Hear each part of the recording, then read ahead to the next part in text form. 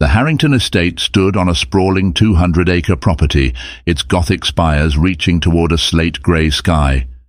Snow drifted gently onto the manicured lawns, the flakes shimmering in the twinkling lights that had been strung for the Christmas season. This estate was in upstate New York, far from the clamor of Manhattan, but still close enough for the private helicopter to land on its helipad whenever the need arose.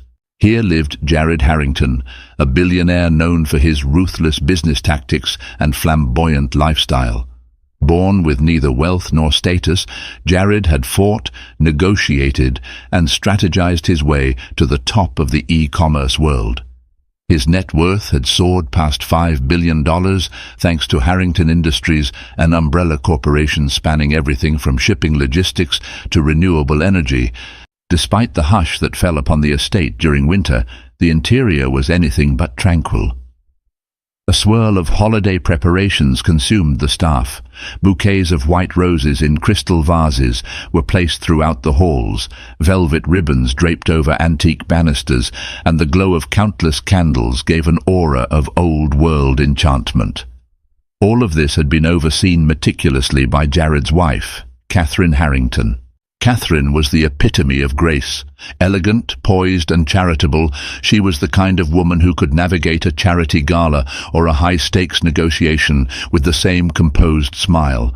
She had known heartbreak as a child. Her parents died in an accident when she was only 10 and had been raised by her grandmother in a humble New England cottage. Through her exceptional intelligence and relentless drive, she'd earned a scholarship to a prestigious university where she met Jared. Back in their college days, Jared had not yet amassed his fortune. He was a fiery upstart, ever eager to pitch a new idea or gather classmates for brainstorming sessions. Catherine was the studious one, rarely out of the library, except when Jared convinced her to attend entrepreneurial club meetings. Slowly, the synergy between them grew. He had the boldness, she had the calm intellect. They fell in love between worn textbooks and late-night cups of coffee. But the years had changed both of them. The success of Harrington Industries came quickly, and with it arrived a world of opulence that neither Catherine nor Jared fully knew how to handle. Catherine poured her energy into philanthropy, building schools in underprivileged areas, funding scholarship programs, and hosting lavish charity balls at the estate. Jared, however, became addicted to the thrill of conquest mergers, acquisitions, high-stakes deals, and the presence of ever-new admirers. It was a few days before Christmas, and snow was piling in ankle-deep drifts around the estate's perimeter. Inside, a large pine tree dominated the foyer, bedecked in silver tinsel and studded with ornaments reminiscent of a winter starfield. This year, Catherine was determined to make the Harrington Christmas party the most unforgettable event yet. They were expecting a crowd of celebrities, business titans, philanthropic luminaries, and even a few cameo appearances by high-profile figures. She had once mentioned in passing that Elon Musk might drop by for a philanthropic panel, though she never confirmed. In truth, Catherine's mind was weighed down by more than just event logistics. She had sensed for some time that her marriage was in jeopardy. Jared's dismissive attitude, constant travel, and the unspoken tension that settled between them like a silent occupant in their bedroom. They had grown more distant in the past year than in the entirety of their marriage before. She told herself it was just a rough patch. Billionaires led stressful lives. But late at night, doubts gnawed at her. Could it be more than just the stress? Could there be someone else? One of Catherine's oldest friends, Celeste Farnsworth, was also staying at the estate. Celeste was a socialite of modest means, though you'd never guess that if you saw the way she commanded a room. She and Catherine had met in college as well, though Celeste's studies didn't last long. She found the social side of life far more compelling than any pursuit of a degree.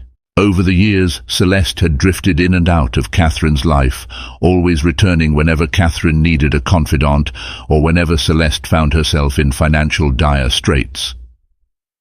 A soft snowfall continued outside, as though the world itself wanted to veil the secrets simmering within the Harrington mansion. The final touches for the party were underway, and Catherine observed the staff erect a sculpted ice angel in the courtyard. The figure was regal, but the cold countenance of the frozen angel only amplified the chill Catherine felt creeping into her own heart. Little did she know, the flurry of betrayal and heartbreak was already in motion.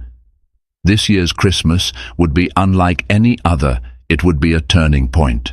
The seeds of tragedy were being planted under the sparkling lights and sumptuous decorations, and at the core of it all was an unspoken plan that Catherine herself had set in motion, half in desperation, half in fear. As the sun dipped beneath the horizon, the estate was awash in a spectral glow.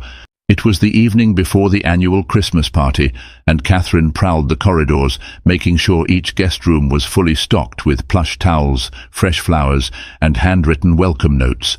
She wanted everything to be perfect, even though an unsettling intuition told her that something was already slipping beyond her control. While she was inspecting a guest suite, Catherine heard the distant rumble of Jared's Lamborghini pulling into the driveway. She glanced at her watch. 7:45 p.m. He was hours later than she'd expected. Telling herself that he must have been delayed by business, she smoothed her hair and went downstairs. She reached the grand foyer just as Jared entered, flanked by his personal assistant and 2 advisors, all of them engaged in animated conversation. He looked polished in a tailored navy suit, the kind of man whose presence demanded admiration. Yet Catherine's practiced eyes picked up the tiny details. The weariness in his gaze, the faint tremor in his voice, signs of a deep internal strain he tried so hard to hide. "Darling," she greeted, forcing a warm smile as she moved toward him. Jared nodded to dismiss his entourage, then turned to Catherine. "Hey," he said simply, letting out a small sigh. It was the kind of casual greeting that might pass for normal in public, but Catherine felt the coldness. He didn't lean in for a kiss, didn't ask about her day. Instead, he looked past her, at the towering Christmas tree. "Looks extravagant," he commented, voice tight with fatigue. "We went all out this year," Catherine replied, fighting the pang in her chest. "I thought you'd like it. We have so many high-profile guests coming." He nodded absently, already scrolling through notifications on his phone. "I'll be in the study if you need me. I have a conference call with investors in Hong Kong." Just like that, he strode away, leaving Catherine to stare after him. Her hands clenched involuntarily, nails pressing half-moons into her palms. Once, the holidays had been her favorite time of year.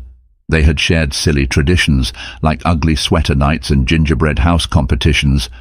Now, those traditions lay dormant, overshadowed by the weight of expectation and the chasm that had grown between them. She walked to the study door, quietly peering through the crack. Jared was already speaking in clipped tones. "No, I don't care about the negotiations until I see the final terms. If we can't secure a controlling interest, I'll kill the deal, plain and simple." Hearing his commanding voice felt like a blow to her chest.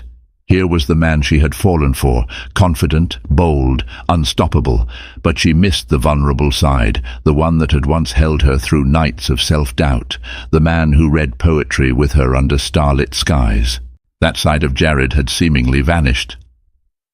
Turning away, she headed toward the drawing room, where Celeste sipped a glass of Merlot by the fireplace. A lush arrangement of poinsettias sat near the mantel, reflecting Catherine's love for classic holiday decor. Celeste, all shimmering gold hair and sultry poise, glanced up with a small smile. "He's busy, I take it?" Celeste asked, swirling her wine-glass. Catherine nodded, sinking into a velvet armchair. "Very. Something about a new acquisition in Asia." "Of course." Celeste pursed her lips. "He never stops, does he? Even at Christmas time." "I used to admire that in him," Catherine admitted. "His drive, his ambition. He used to call me his rock, the calm to his storm. I don't even know what we are to each other anymore." Celeste reached over and gave Catherine's hand a gentle squeeze. "You're under a lot of pressure right now. Maybe it's the season. Maybe it's just a temporary slump." Catherine sighed. "Maybe." Then she changed the subject, voice hushed. "I'm glad you're here with me. It's been ages since we caught up in person." Celeste's eyes flickered with an emotion Catherine couldn't name. Regret. Longing. "I'm glad to be here too, and you know I'm always on your side, Catherine." They chatted for a while about the upcoming party, the decorations, the guest list. Celeste's easy banter put Catherine somewhat at ease. However, an undercurrent of tension hovered in the air. Celeste's presence, so comforting on one hand, also introduced a disquieting element that Catherine couldn't quite articulate. As the fire crackled, Catherine remembered an envelope she'd hidden in her walk-in closet earlier that day. It contained documents that might very well unravel her life with Jared. She hadn't told Celeste or anyone else yet. The guilt of secrecy ate at her, but so did the fear of what the future might hold. "If you'll excuse me, I need to do a final check on the party arrangements," Catherine said at last, rising from the armchair. Celeste nodded graciously. "Take your time." On her way out, Catherine paused at the threshold. She glanced over her shoulder and noticed Celeste's expression, a curious mixture of pity and something like anticipation. Maybe she was just imagining it. Yet Catherine couldn't shake the feeling that Celeste, who had always been an excellent reader of people, knew there was more going on than met the eye. The next day dawned crisp and bright. Morning light reflected off the freshly fallen snow, bathing the estate in a radiant glow. A swirl of staff circulated through the halls, setting out polished silverware for the party, erecting miniature Christmas trees in every corner and ensuring that the garnet velvet tablecloths were impeccably ironed. Jared, up since before dawn, was consumed in phone calls. Catherine caught fleeting glimpses of him on the phone in the solarium, on a video conference in the library, barking orders in the courtyard as a catering truck arrived. She busied herself with hosting duties, trying not to let her emotions show. By late afternoon, guests began to trickle in. Some arrived by chauffeured limousine, others by their own sports cars or SUVs with tinted windows. The staff escorted them to their rooms, took their coats, and offered trays of mulled wine or hot cocoa. Laughter and conversation filtered through the mansion, a festive tapestry of voices that belied the quiet storm brewing beneath the surface. In the midst of this, Celeste glided gracefully through the crowd, her emerald dress catching the light, her laughter tinged with just enough flirtation to draw eyes wherever she went. Catherine, observant hostess, that she was picked up on the fact that Celeste spent more time around Jared than might be considered appropriate for a mere friend. She noticed them in the library, heads tilted closer than necessary, or in the grand hall, their arms brushing in a way that sent a spark of jealousy through Catherine's veins. A part of Catherine whispered that she was simply overthinking. Celeste was a naturally flirtatious woman. It was part of her charm. And Jared, for all his aloofness, was a magnet for admiration. Nonetheless, Catherine sensed something more, a magnetic current that pulled them together, intangible yet unmistakable. Sometime after sunset, the real party began. Fairy lights decorated the perimeter of the garden, creating a fairy tale-like walkway leading to a massive heated tent for cocktails and hors d'oeuvres. Inside the manor, a jazz quartet played softly by the fireplace, and a second group of musicians tuned up near the dining hall. Guests mingled, exchanging business cards, discussing global market fluctuations, and complimenting Catherine on her impeccable taste. It was during this swirl of socializing that Catherine caught Celeste and Jared at the far end of the corridor leading to the trophy room. She couldn't hear their conversation, but the intimate tilt of their heads, the gentle laugh that Celeste gave, sent a chill racing down Catherine's spine. When Jared caught Catherine's eye from across the corridor, he quickly took a step back from Celeste. Celeste, in turn, looked away, as though caught in a moment that should have remained private.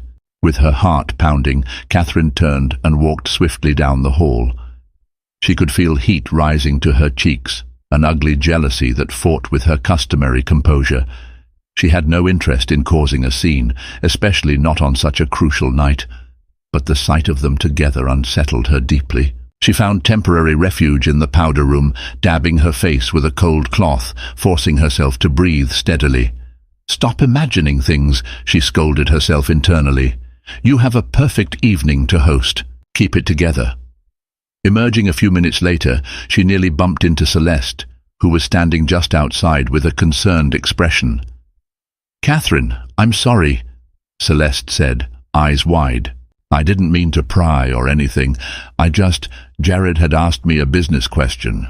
You know I have a few connections in London, and he was curious about a shipping route." Catherine raised a hand, mustering a smile. "It's fine. I'm not upset, truly." Celeste bit her lip. "If there's any way I've made you uncomfortable—" "You haven't," Catherine lied smoothly. "Thank you for being so helpful. It's just, there's been a lot on my mind recently." Celeste nodded, relief evident on her face. Then she looked around and leaned in. "Are you okay?" she asked softly. "You've seemed a bit tense these past couple of days." Catherine hesitated. For a fleeting moment, she considered telling Celeste everything about the documents hidden in her closet, about the doubts gnawing at her heart, about the suspicion she could no longer deny. But no, there was a reason she hadn't told anyone yet. "I'm just overwhelmed," Catherine said at length. "I want tonight to be perfect." Celeste placed a reassuring hand on Catherine's arm. "It will be. Let me handle some of the guests. You should take a moment for yourself. You've done enough running around." "Thank you," Catherine whispered, touched by her friend's apparent kindness. Yet as Catherine watched Celeste glide back into the stream of well-dressed partygoers, she couldn't fully banish the dread that coiled in her stomach. Something was off, and the next few days would confirm her worst fears or banish them, once and for all. By 11 o'clock, the Harrington Christmas party was in full swing. The mansion's corridors teemed with chatter and the clinking of champagne flutes. On a raised dais in the main ballroom, the jazz ensemble had moved on from soft standards to spirited holiday tunes, luring guests onto the marble dance floor. The air was thick with pine, mulled cider, and the subtle hum of clandestine deals being murmured in corners. Catherine, ever the consummate hostess, circled from group to group, ensuring that each guest felt welcome. She laughed politely at jokes, accepted compliments on the decor, and responded graciously to every business inquiry. But her eyes kept drifting toward Jared, his tall figure in a charcoal suit, the crisp line of his shoulders, his expression revealing little but a certain tension around his mouth. He spent much of the evening engaged in hushed conversations with top investors and corporate partners. Catherine's philanthropic circles, meanwhile, clamoured for her attention, praising her for raising funds for various charities. These philanthropic obligations had once been a source of unity between her and Jared. Now they felt like separate worlds. Around midnight, a hush fell over the ballroom as the orchestra paused its music. The lead violinist tapped her bow on the microphone stand. "Ladies and gentlemen," she announced, "we have a special tradition at the Harrington Mansion each Christmas Eve. Would everyone kindly make their way toward the grand foyer for a reading of the holiday toast?" Catherine forced a smile and turned toward the foyer, guiding a handful of guests along. Jared was already there, standing near an enormous sprig of mistletoe that dangled from a chandelier. The chandelier itself was a family heirloom so old that legend had it Catherine's great-great-grandfather had brought it over from a Tuscan villa. Jared lifted a glass of champagne, and the room hushed in anticipation. Catherine took her place beside him, trying not to notice Celeste's presence just a few feet away. "Thank you all for coming," Jared began, his voice resonant, honed by countless boardroom presentations. "This year, Harrington Industries has reached greater heights than ever before, and while the pursuit of success is exhilarating, I'd be remiss not to acknowledge the people who truly matter: our friends, our family, our community. My wife, Catherine, has led philanthropic efforts that inspire us all, and I hope that every partnership and friendship we celebrate here tonight grows even stronger in the coming year." A wave of polite applause followed. Catherine glanced at him, a flush of unexpected pride warming her cheeks. She couldn't recall the last time Jared had praised her so openly. Raising her own glass, Catherine tried to steady her voice. "Thank you, Jared. And to everyone here, thank you for being a part of our holiday celebration. May the spirit of generosity and kindness endure long after the Christmas lights are taken down." A soft chorus of "Hear, hear" ensued, and the group sipped their champagne. Then a playful voice piped up from the crowd, "Kiss under the mistletoe." Everyone turned their gaze to Jared and Catherine, standing directly beneath the sprig of greenery. A ripple of amusement swept through the foyer. Catherine's heart fluttered in her chest. She tilted her face toward Jared, searching his eyes. For a moment, it seemed as though he might decline. The tension in his jaw was evident. Then, perhaps feeling the crowd's expectant gaze, he leaned in and brushed a chaste kiss on Catherine's lips. The applause was immediate, though polite. Catherine forced another smile, her pulse still fluttering. The crowd dispersed back toward the ballroom, but as Catherine moved to follow, she noticed that Jared lingered in place, finishing his champagne with a single gulp. She felt a pang of hurt. Even a simple kiss felt forced, a performance for the public. Celeste emerged from the departing guests, wearing a knowing smile. She slid her arm lightly around Jared's waist, in a gesture that might have been construed as friendly. But Catherine caught it. She saw the way Jared's hand briefly touched Celeste's elbow in a gesture of familiarity. Jealousy flared hot in Catherine's stomach. She told herself to remain calm, to breathe. The night wasn't over, and she was determined to keep her composure until the last guest had departed. It was around 2 a.m. when the crowd finally began to thin. Limousines snaked down the driveway, carrying partygoers back to their hotels or to the next glamorous after-party. Some guests, staying overnight, retreated to their rooms. Eventually, the staff started tidying up the remnants of the lavish affair. Catherine excused herself to her private quarters, exhausted and on edge. She slipped off her heels and placed them by the vanity, exhaling a shaky breath. Then she remembered. She needed to lock away some important documents, the same ones she had hidden in the closet. Crossing the bedroom, she opened the hidden compartment in the wall, behind a row of evening gowns. Inside lay an accordion folder stuffed with legal forms. They were divorce papers, ones she had quietly begun assembling, uncertain if she'd ever have the courage to file them.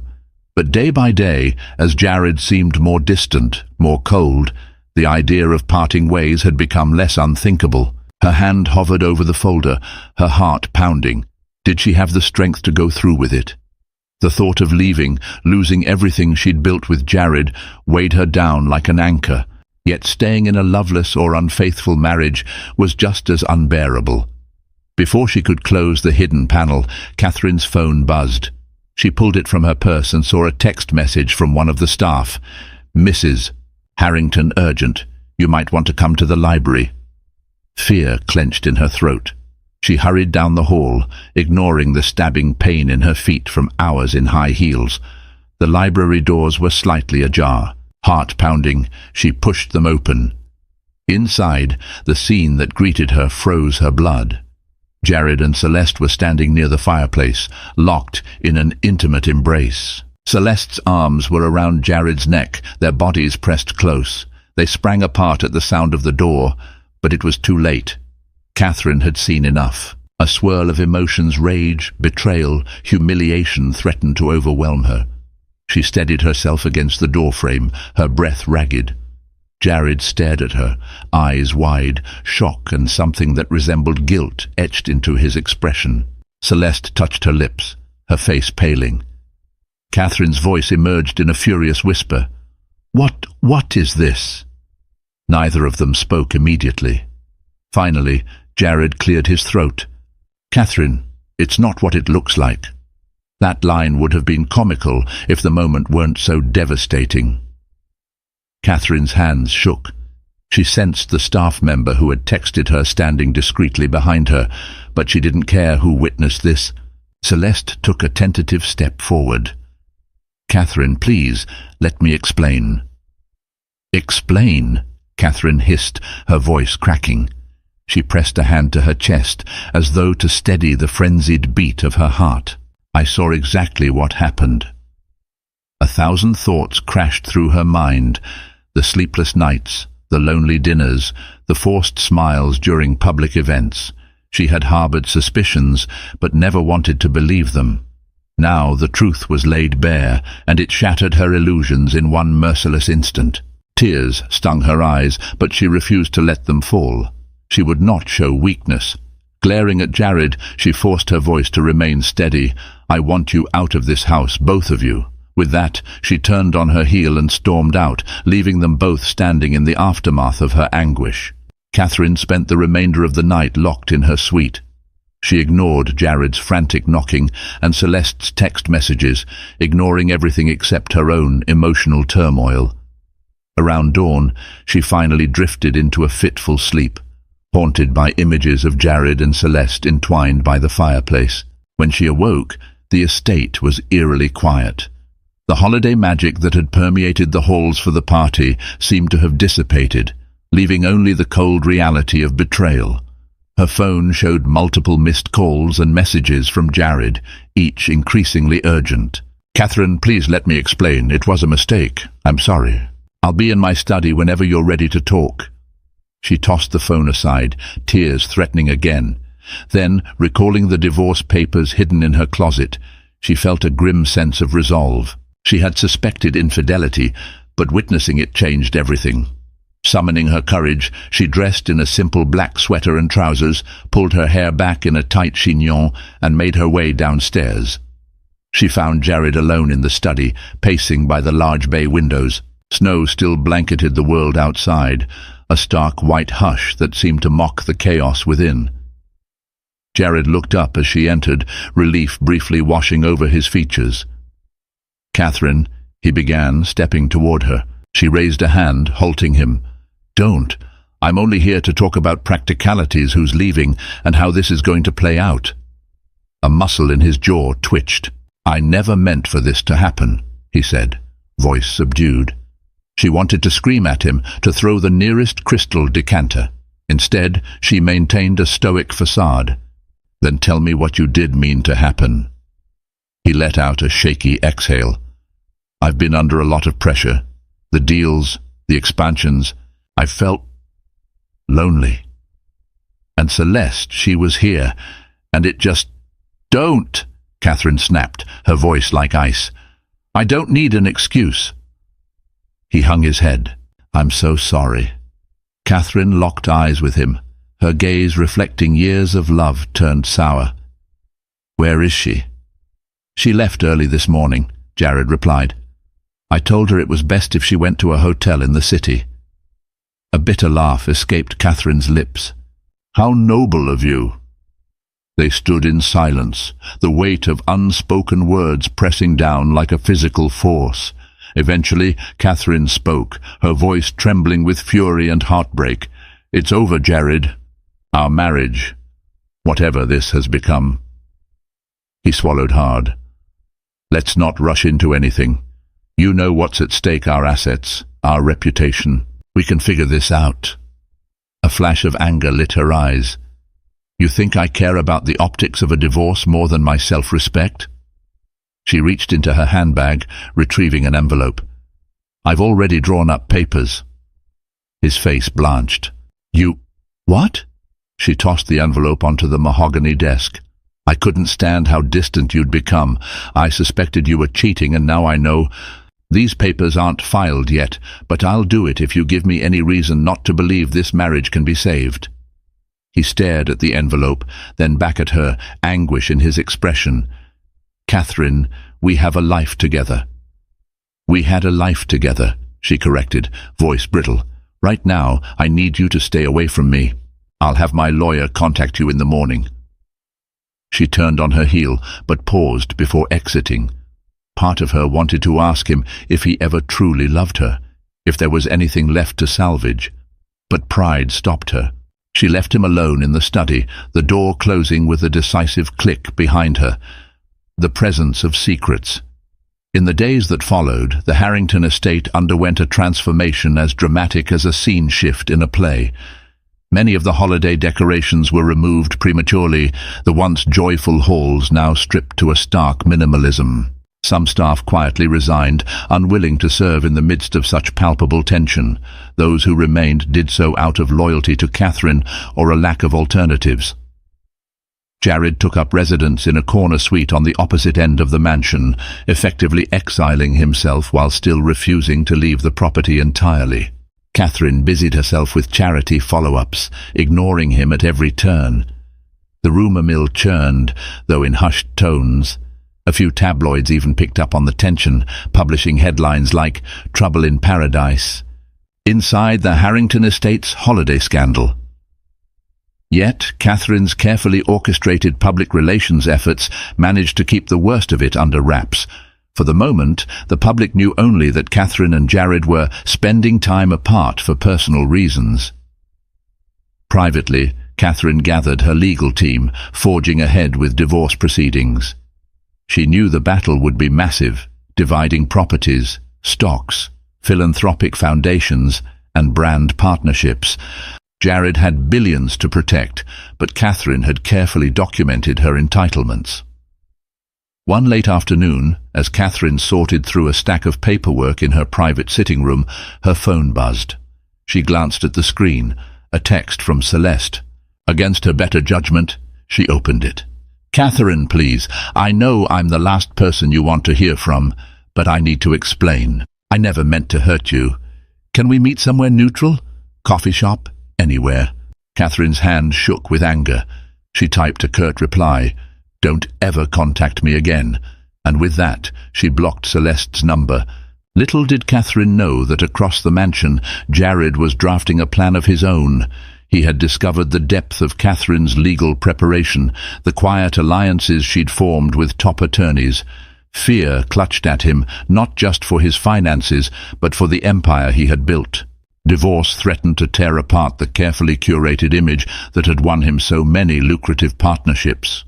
Worse, he was beginning to realize what life might look like without Catherine, without her steady presence, her sharp mind, her unwavering devotion. Too late, regret gnawed at him. But some lines, once crossed, could never be fully erased. Christmas Day arrived with none of the usual warmth. The estate lay still, the fresh snow glistening in the early light.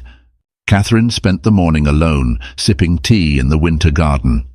This used to be her favorite day of the year, waking up to exchange gifts with Jared, then driving into the city to volunteer at the soup kitchen together. Now everything felt hollow. Around noon she rose to leave the garden, intending to finalize some legal documents. The moment she stepped inside, she nearly collided with Jared in the corridor. He wore a somber expression, dressed in a simple sweater and slacks instead of his usual tailored suit. "I need to talk to you," he said quietly. "I have nothing to say," Catherine replied, trying to sidestep him. He gently caught her arm. "Please, just a few minutes." Against her better judgment, she allowed him to guide her into a small lounge just off the main hall. This was the same room where, years ago, they had celebrated their first Christmas in the mansion, where he had surprised her with a diamond necklace, presenting it as a symbol of their prosperous future. The memory now felt tainted. They sat opposite each other on antique chairs, the tension so thick it could be cut with a knife. Jared took a breath. "I know I have no right to ask for your forgiveness," he began, "but I want you to understand. This thing with Celeste, it was stupid, a lapse in judgment." Catherine fixed him with a cold stare. "A lapse in judgment that lasted how long?" He hesitated.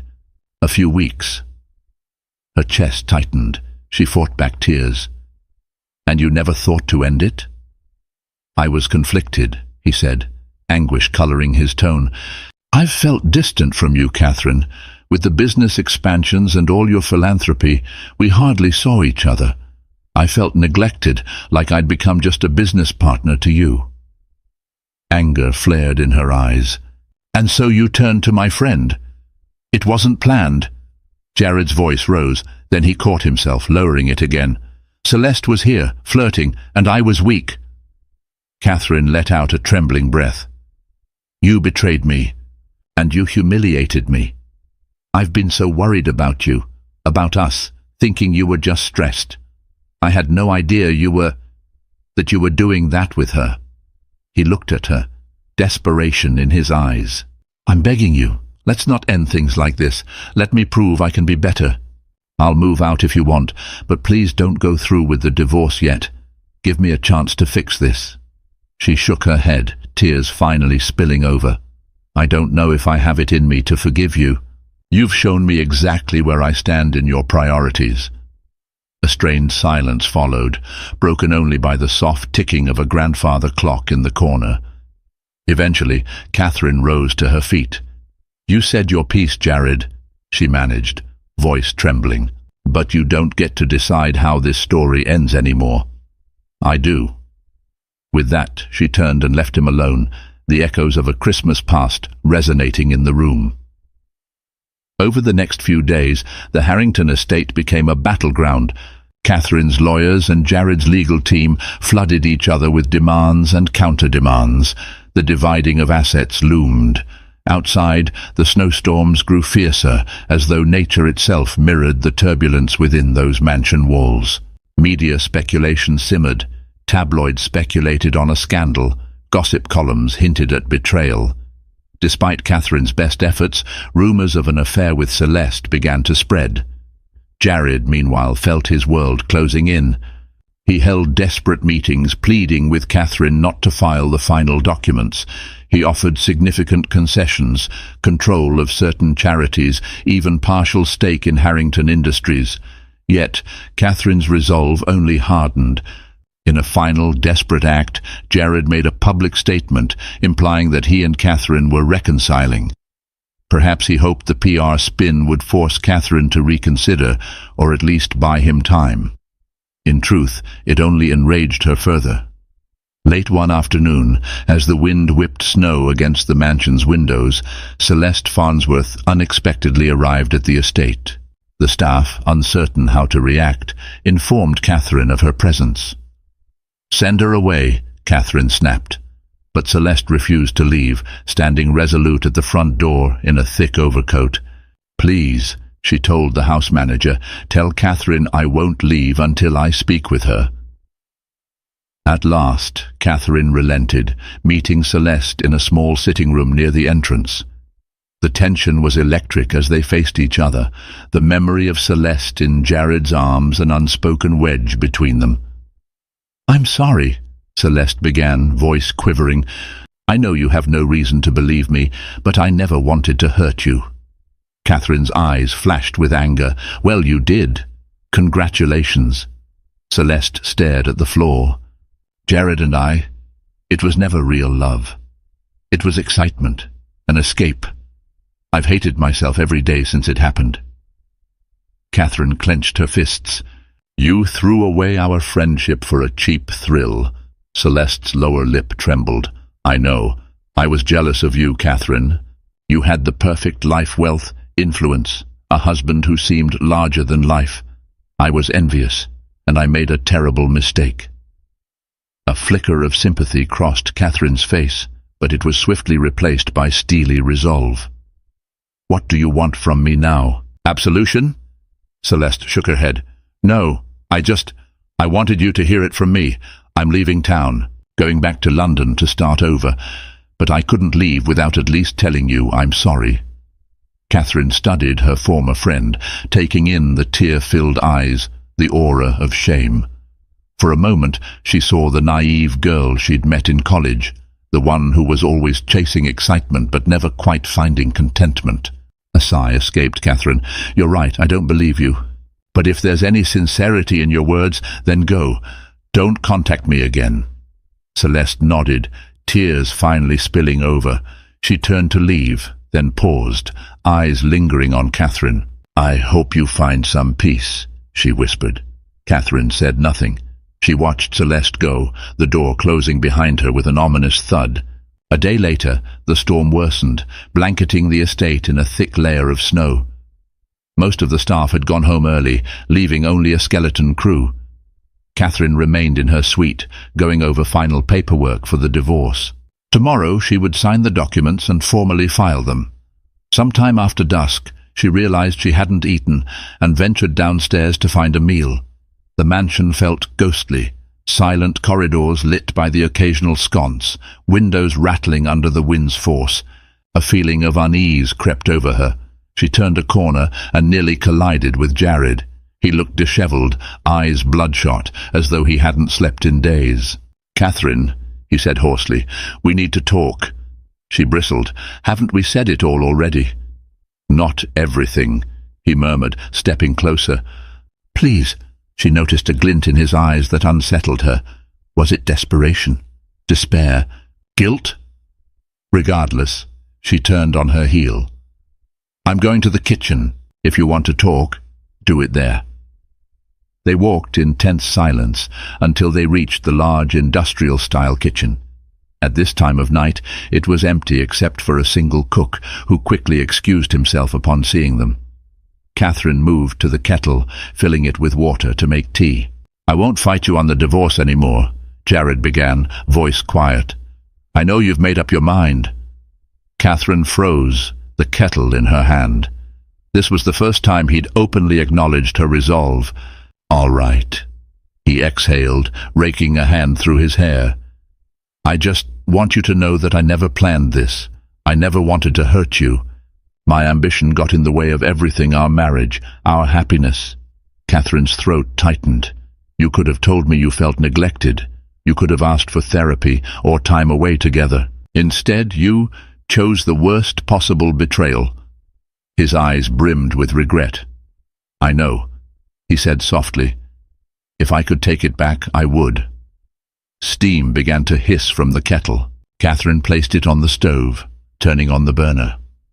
In the sudden hush, the weight of unspoken words pressed in. Jared swallowed, tears threatening to fall. "I've lost you, haven't I?" She turned to face him, arms folded. "Yes," she said, voice barely above a whisper. A moment later, the kettle shrieked. The sound made them both jump. Catherine quickly turned off the heat, but her nerves were rattled. Something about the storm outside, the quiet gloom of the house, made the situation feel like a scene from a tragic opera. They stared at each other, neither speaking. Then Jared took a step back, nodding as if accepting a final verdict. "I'm sorry," he said once more, voice hollow. Without waiting for her to respond, he turned and left the kitchen, footsteps echoing in the corridor. Night deepened. Outside, the snow raged in near-blizzard conditions. Catherine, feeling restless, decided to clear her head in the solarium, a glass-walled conservatory on the estate's east side. She wrapped herself in a thick coat and ventured there, drawn by the quiet hush of drifting snow. She slid open the glass door and stepped onto a small balcony overlooking the frozen gardens. The wind stung her cheeks, but she savored the cold clarity it brought. For a moment she closed her eyes, letting the swirl of snow envelop her senses. She didn't hear Jared approach until he was right behind her. "What are you doing out here?" he asked, concern in his voice. She turned sharply, her coat whipping in the gust. "I just needed air. Is that a crime?" He stepped closer, arms crossed against the cold. "It's dangerous out here with the storm. You should come inside." She gave a mirthless laugh. "Why do you care?" He flinched at her harsh tone. "Catherine." But she wasn't done. The anger, heartbreak, and regret that she had bottled up exploded in a torrent of words. "You ruined everything, Jared. We had a life, a partnership, maybe even happiness once, and you threw it all away for a cheap affair." He looked at her, eyes brimming with tears. "I know, and I'll regret it until the day I die." A powerful gust slammed into them, rattling the glass walls. The balcony, slick with ice, seemed precarious. Catherine staggered, and Jared instinctively reached out to steady her. "Don't touch me!" she screamed, jerking away. The sudden movement caused her foot to slip on the icy surface. She gasped, arms flailing for balance. Time slowed. Jared lunged forward, trying to grab her coat, but the momentum carried her backward. Catherine felt a gut-wrenching lurch as she tumbled, striking the balcony's low railing. She let out a startled cry as her body tipped over the edge. For one surreal moment, Catherine was in mid-air, the swirling snow around her like a white vortex. Then she landed hard on the icy ground below, pain exploding through her body. Jared's scream echoed from above. Disoriented, Catherine tried to move, but her vision blurred. Something warm trickled down her forehead, shock coursing through her veins. She heard Jared frantically calling her name, the sound hollow in the howling wind. When Catherine opened her eyes again, she was in a hospital bed. Stark fluorescent lights hummed overhead, and the antiseptic smell burned her nose. A nurse bustled nearby, checking her IV. "You gave us quite a scare," the nurse said gently. "You took a nasty fall." Catherine winced, trying to recall the events. Flashes of memory returned. The snowstorm, the balcony, Jared's horrified face as she slipped. She struggled to speak. "What happened?" "You fractured 2 ribs and broke your arm," the nurse explained. "You also suffered a concussion, but you're going to recover." Catherine tried to sit up, pain rippling through her torso. "Jared?" The nurse's gaze softened. "He's been here constantly since they brought you in. He didn't leave your side for the first 48 hours. I finally convinced him to go home and rest, but he'll be back soon, I'm sure." A surge of conflicting emotions swept through Catherine. Anger, betrayal, gratitude that he'd stayed. She sank back against the pillows, tears slipping down her cheeks as the nurse quietly left the room to give her some privacy. Days passed, each filled with a blur of hospital procedures, medication schedules, and painful physical therapy sessions. Catherine learned that her fall had nearly been fatal. Had she landed differently, or had help arrived any later, she might not have survived. Jared came every day, bringing flowers, reading the newspapers to her, and apologizing incessantly. He kept his distance physically, as though afraid to touch her without permission. She allowed him to remain, mostly because she felt too weak to ask him to leave. Eventually, her doctor announced that she was stable enough to be discharged. Through all this, the looming issue of divorce remained unspoken between them. Catherine's lawyers suggested they postpone filing until she had fully recovered. Jared's team for once did not protest. 3 weeks later, Catherine was back at the estate, convalescing in a private suite outfitted with medical equipment. The holiday decorations were gone, replaced by the starkness of winter's end. An air of solemnity hung around the mansion, as if it too grieved for what had been lost. One afternoon, Catherine managed to walk slowly to the solarium with the help of a cane. She settled on a chaise lounge by the windows, wearing a blanket around her shoulders. Her injuries ached, but the fresh air helped clear her mind. She heard Jared's footsteps before she saw him. Turning, she found him standing a few feet away, face etched with worry. "How are you feeling?" he asked, his voice gentle. She sighed, shifting on the chaise. "Hurts, but it's getting better." He nodded, stepping closer. "I was thinking, maybe you'd like to go somewhere warmer once you're able. A short trip to the Mediterranean, perhaps." She gave a humorless laugh. "A vacation won't fix what's broken, Jared." He dipped his head. "I know, but maybe it would help you heal. That's all I want now, for you to heal." She looked at him for a long moment, noting the dark circles under his eyes. "What about you?" His eyes flickered. "What about me?" She gestured vaguely. "Your ambitions, your companies, your acquisitions, the life you were so immersed in that you forgot me." He swallowed hard. "I've stepped back from some deals. I put a pause on the Hong Kong expansion. My attorneys are overseeing day-to-day operations for Harrington Industries." She raised an eyebrow. "Why?" He hesitated, then sighed.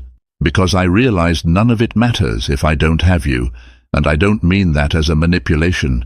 If you still want to leave me, I won't fight the divorce anymore. But I can't pretend I care about the business when I nearly lost you, when I might still lose you." A tightness gripped Catherine's chest. She was silent for a moment, gathering her thoughts. "You tore my heart apart," she finally said. "Seeing you with her, I can't just forget that." He nodded, tears glistening. "I don't expect you to. I just want to prove I can be better, even if it's too late for us." They lapsed into silence, the weight of regret resting between them. Outside, the grey skies churned.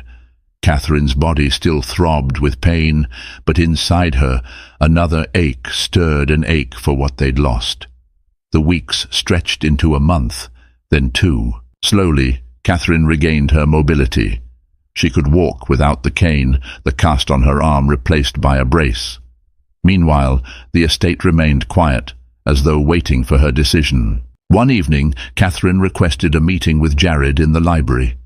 It was the same room where she had discovered him and Celeste entwined, but it also held countless memories of their shared successes, laughter, and late-night brainstorming sessions. She sat by the fireplace, the legal documents spread out on a low table. Jared arrived, hands trembling slightly. "Catherine?" She took a deep breath. "I'm filing them." A flash of pain flickered across his face. "I see. But," she continued, swallowing hard, "I want to try something first. A separation agreement, not a final divorce. We can live apart for 6 months legally. During that time we'll reassess. If you still want to try, and if I can find it in myself to forgive you, we'll see if there's anything left worth saving. If not, we finalize the divorce." He blinked, clearly unprepared for this compromise. "Are you sure that's what you want?" She nodded, even though tears stung her eyes. "I need time to heal, emotionally and physically. I need time to see if I can ever trust you again." Jared's shoulders sagged with relief. "Thank you," he whispered. "I know this can't be easy for you." She handed him the papers. "Sign them. We'll arrange separate living spaces. I'll stay here for now. You can go to your penthouse in the city. We'll keep minimal contact unless necessary. After 6 months we'll decide." He took the pen, eyes downcast, and signed. The scratch of pen on paper felt like a weight being lifted, yet also like the death knell of the marriage they once knew. When he was done, Catherine took the documents and stood. "I'll have my lawyer file these tomorrow." He rose as well, hesitating before he said, "Take care of yourself." She nodded, swallowing the lump in her throat. "You too." He left, the door closing softly behind him. Catherine stared into the flickering flames in the fireplace, her thoughts a maelstrom of sorrow, anger, and a faint, flickering hope. Winter yielded to spring, the snow melting into the estate's grounds, revealing patches of dormant grass. Catherine stayed at the mansion, focusing on her recovery and her philanthropic endeavors. In the months that followed, she discovered a reservoir of strength she hadn't known she possessed. She took a more active role in her charities, even traveled to oversee the construction of a new school in a low-income neighborhood once her doctor cleared her for short trips. Jared, meanwhile, withdrew from the public eye. He moved to his penthouse in Manhattan, downsizing some of his corporate commitments. Occasionally, Catherine heard updates through the business grapevine. He was rumored to be more subdued, cautious, even kind in negotiations. The tabloids eventually moved on to other scandals. In time, the name Harrington was mentioned only in the context of philanthropic events or business expansions, without the salacious innuendo that had once surrounded the estate. Catherine and Jared spoke only a handful of times, mostly through their attorneys or brief polite phone calls about shared responsibilities. Each conversation was a delicate balance of civility and underlying tension. As the 6-month separation drew close to its end, Catherine found herself torn between finalizing the divorce and giving Jared another chance. Her heart ached for the love that once was, yet she couldn't easily forget the betrayal. Standing on the balcony where her life had nearly ended, she gazed at the gardens below. The flowers were blooming again, renewal was possible. But was it possible for her marriage? She closed her eyes, remembering the nights Jared had held her when she was anxious or afraid. She remembered the first Christmas they spent in that very mansion, dancing under the mistletoe to a scratchy holiday record. She remembered his sincerity, his laughter, his unwavering belief in their future. And then she remembered the image of him and Celeste by the fireplace, locked in an embrace, shattering her world. Tears slipped down her cheeks, blending sorrow and hope. She would have to decide. On the final day of the separation, Catherine asked Jared to meet her at the mansion. She waited for him in the solarium, the same place where they'd had their confrontation, the same place she had once found peace in the midst of chaos. He arrived in a subdued navy suit, no tie, looking both anxious and resigned. She gestured for him to sit beside her on a cushioned bench. "I've thought a lot about this," she began, voice trembling slightly. "About what you did, and about what we once had." He nodded, eyes fixed on the floor. "I'm still hurt, Jared," she continued. "I still don't know if I can fully trust you again. But I also remember the man I married, the one who believed in building an empire, not just for profit, but to leave a positive mark on the world. I remember the early days, when you were my partner in everything." His voice caught. "I remember that too. And I want to be that man again, Catherine. I really do." She inhaled, steadying herself. "I won't ask you to sign the divorce papers today, but I'm not ready to just forgive you either. We'll try counseling. We'll see each other more, but you're not moving back in. And if at any point I feel you're not committed to rebuilding this trust, I'll finalize the divorce immediately." He reached for her hand, pausing when she stiffened, then gently grasped it. "I understand. Thank you for giving me a chance." They sat there in silence for a while, watching a soft rain patter against the glass. Outside, the horizon was veiled in mist, a metaphor for their uncertain future. The Harrington Christmas that began with festivities and splendor ended in heartbreak and tragedy, but also in the flicker of second chances. The tragedy of Catherine's fall under the swirling snow became a catalyst for both of them to confront their flaws, regrets, and longings. Neither Catherine nor Jared emerged from that winter unscathed, yet both found a glimmer of personal growth in the aftermath. In time, they might reconstruct a relationship grounded not in the illusions of perfection, but in a more sober, authentic understanding of each other's vulnerabilities. Or they might part ways forever, each forging a new path free from the shackles of betrayal. No one can say which it will be, only that life, like the seasons, moves inexorably forward. Whether the seeds of resilience planted in the ashes of their Christmas tragedy bloom into a renewed love or a dignified farewell remains a mystery.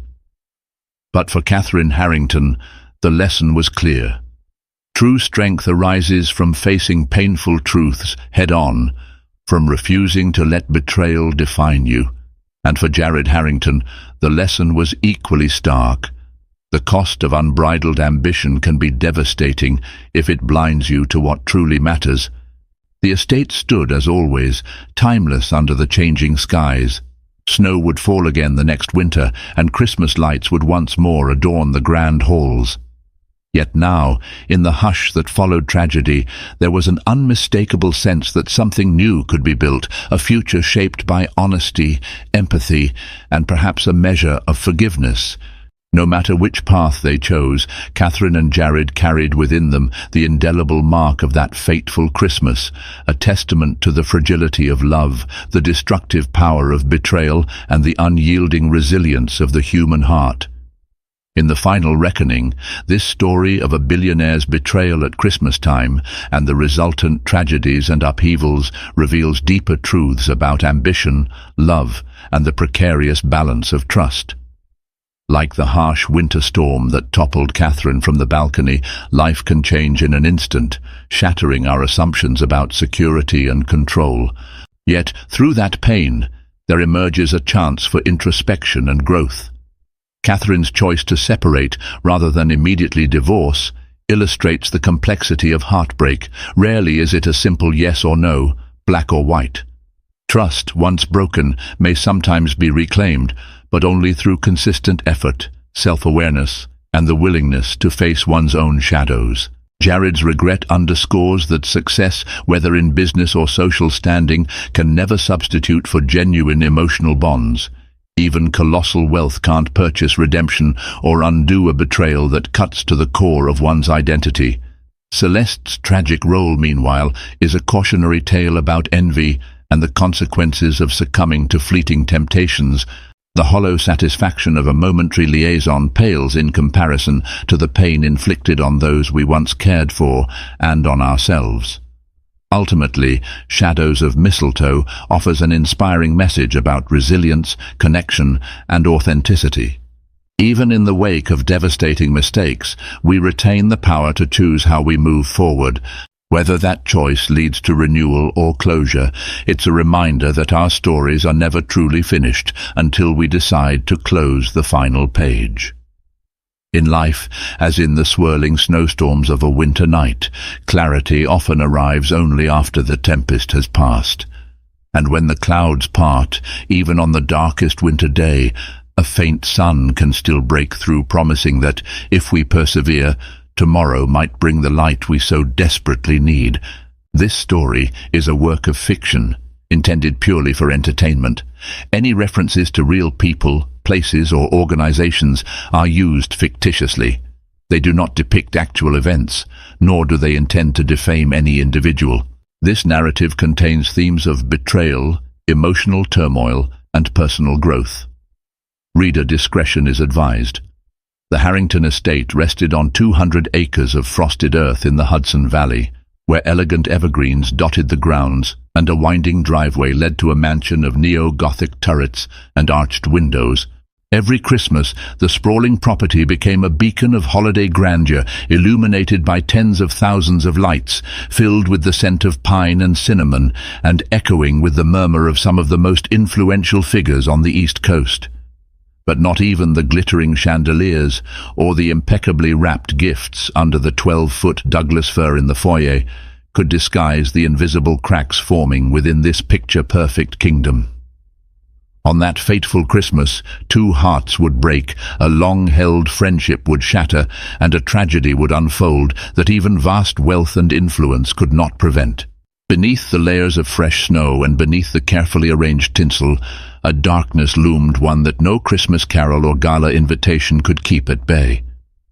This is the story of Jared Harrington, billionaire entrepreneur who broke the vows he once swore to cherish, and Catherine Harrington, the refined philanthropist and beloved hostess who discovered the truth and waged an internal war for her dignity and future. This is also the story of Celeste Farnsworth, Catherine's friend, who, in a moment of envy and passion, betrayed a sacred bond. Here, in these quiet hills upstate, ambition and desire collided, and a once golden marriage teetered on the brink. From the outside, the Harrington mansion exuded old-world elegance. The main structure, built of limestone and crowned with slender spires, was reminiscent of a European chateau. Grand windows offered glimpses of the opulent interior. Vaulted ceilings, tapestries from 17th century France, and marble floors polished to a reflective sheen. Jared Harrington had built his fortune on the back of a tech startup founded barely a decade ago. Back then, he was just a determined graduate with a knack for coding, but he possessed a restless vision that many found magnetic. He told peers at Stanford, where he briefly studied for an MBA, that he wanted to revolutionize the way people shopped and donated online. He was part of the entrepreneurial wave that included the likes of Elon Musk and Jeff Bezos, though few outside the insider circles recognized Jared's name at first. Within years, he soared past the billion-dollar mark, balancing e-commerce expansions with philanthropic partnerships. Catherine Harrington, née Prescott, was Jared's anchor in the early days. Raised in a modest household near Boston, she had earned full scholarships for her undergraduate and master's degrees in international relations. She met Jared at a conference on global entrepreneurship. His confidence and sheer passion for problem-solving intrigued her, while her calm intelligence and empathetic nature grounded him. Their courtship was a harmonious blend of late-night coding sprees and philanthropic brainstorming, culminating in a proposal at a fundraiser for childhood education, an event Catherine had coordinated and Jared had financed. In the early years of their marriage, the couple seemed unstoppable. Catherine led the charitable arm of Harrington Industries, establishing scholarship funds and forging alliances with major global foundations. She collaborated with luminaries like Bill and Melinda Gates, ensuring that a portion of the Harrington fortune went directly to underfunded schools in Southeast Asia and rural Africa. Jared, meanwhile, tackled the relentless corporate expansion, eventually acquiring international shipping routes and forging alliances with green energy innovators. But as Harrington Industries blossomed, so did Jared's hunger for more money, more power, more accolades. The quiet synergy that once defined their relationship began to fray. Catherine remained devoted to charitable pursuits, preferring behind-the-scenes work that made tangible differences in people's lives. Jared, starstruck by the game of corporate supremacy, became enthralled by the high-stakes deals, rubbing shoulders with media moguls and private equity giants. They still shared the same bed, the same splendid house, the same philanthropic mission statements on paper. Yet the intangible closeness of their early years was fading. Catherine felt it in the way Jared no longer kissed her goodnight with genuine warmth, or how he cancelled her carefully arranged dinners to seal last-minute deals in Tokyo or Berlin. And then came Celeste Farnsworth. She had been one of Catherine's college friends at Wellesley, charismatic, free-spirited, always chasing the next lavish party or social connection. Celeste was the kind of woman who could hold a room's attention with her laughter. And in her youth she had modelled briefly in New York. Over the years she drifted in and out of Catherine's life, leaning on her friend for moral and financial support when times grew tough. At first, Celeste's reappearance seemed an innocuous request for help. She needed a place to stay temporarily while she settled an inheritance dispute and looked for a new apartment in Manhattan. Catherine, ever generous, offered her the estate's guest wing. It was meant to be a short-term solution, just until Celeste got back on her feet. Neither Catherine nor Jared suspected that Celeste's presence would be the lit match that ignited an already smouldering tension. As December rolled in, the Harrington estate transformed into a glittering wonderland. Catherine worked closely with the household staff, led by Mrs. Jefferson, the head housekeeper, to decorate every corridor with garlands of holly and velvet ribbons. White and gold lights glimmered on every tree lining the driveway. An enormous wreath, studded with magnolia leaves and pine cones, adorned the front door. Catherine poured her heart into this year's Christmas preparations. She believed in the magic of the season, the possibility of bringing people together. She especially cherished the annual charity gala they hosted, with ticket sales benefiting literacy programs in underprivileged communities. Dozens of VIPs were slated to attend, corporate CEOs, philanthropic leaders, and even a rumored visit from a close associate of Oprah Winfrey who was scouting for new charitable alliances. Yet, beneath Catherine's holiday cheer lay a gnawing sense of unease. Jared had been away more often than usual, short trips to Los Angeles, Dubai, Beijing, always accompanied by a new set of advisors. When he was home, he radiated tension. She could see it in the way he drummed his fingers on the breakfast table, or how he answered her questions with half-hearted nods, mind clearly elsewhere. Celeste tried to be a comforting presence, or so it seemed. She often stayed up late with Catherine, sipping mulled wine by the fireplace, listening to Catherine's concerns about Jared. She would stroke Catherine's hair and say things like, "He's always been a workaholic, darling. Maybe he just needs a break." But sometimes Celeste asked probing questions about the empire's finances or the upcoming expansions Harrington Industries had planned. Her curiosity struck Catherine as odd, but she brushed it off. Celeste was inquisitive by nature, and perhaps she was simply enthralled by the millionaire-billionaire world she'd never fully inhabited before. 2 weeks before Christmas, Jared finally returned to the estate, accompanied by a swirl of staffers and luggage. Catherine greeted him at the foyer, forcibly cheerful. "Welcome home," she said, pressing a light kiss to his cheek. He gave a tight smile. "Good to be back. Is everything set for the gala?" "It's on track. The menu is finalized. We have Chef Thomas Keller from New York bringing in a specialized team to handle the main courses." Jared's eyes skimmed over the elaborate holiday decor, his mind elsewhere. Great, that's great. He handed his coat to an attendant and glanced behind him at his personal assistant, who was rattling off details about a shipping deal. I need to deal with some calls, Catherine. Can we catch up later? Sure, she said softly, watching him disappear down the corridor toward his study. That evening, Catherine found Celeste lounging in the living room with a glass of champagne, wearing a silken robe that seemed a bit too casual for a house guest. How was Jared's return? Celeste asked, feigning innocence. Catherine sighed, settling onto a nearby armchair. He's so distant. It's like, I don't know, it's like living with a stranger some days. Celeste took a sip of her drink. Her gaze flickered. Have you tried talking to him about it? Many times, Catherine replied, massaging her temples. He just brushes me off or claims I'm overthinking. But I can't shake this feeling that something's wrong, whether it's a business crisis or, she paused, unwilling to voice her deeper fear, or someone else. Celeste simply reached over and squeezed Catherine's hand.